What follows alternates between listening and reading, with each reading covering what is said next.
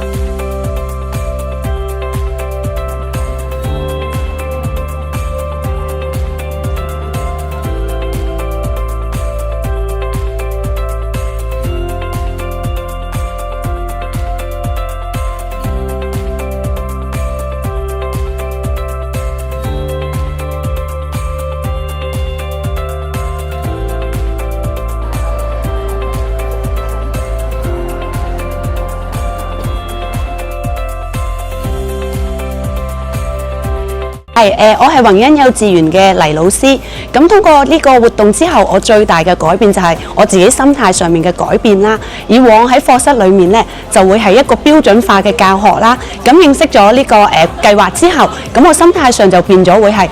建立咗一個全立嘅學習環境啦。即係主要係讓小朋友透過佢哋嘅多元參與啦、多元表達，而我老師呢，自己亦都會用一個多元嘅教學方法，咁令到小朋友呢，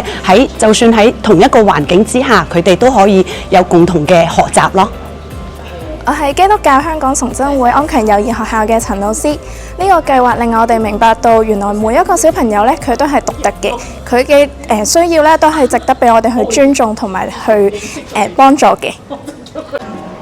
我覺得參加咗呢一個嘅活動之後呢，最大嘅得着就係在於真係相信小朋友嘅能力。以往啦，曾經都可能好驚啦，佢哋會有啲嘢做唔到啊，會好容易會出手去幫佢哋。但係經過呢個計劃之後呢，我係完全嘅放手同埋完全嘅相信佢哋有佢哋嘅能力同埋有佢哋嘅諗法可以去完成得到嘅。對我最大嘅得着應該就係喺課室環境嘅規劃嗰方面啦。咁我哋都加入咗好多嘅視覺提示啊、聲音嘅提示啊，另外啲角落嘅唔同嘅活動啦，或者係教具咧，都多咗好多嘅層次，等唔同程度嘅幼兒都可以自由嘅去選擇佢哋想要嘅活動咯。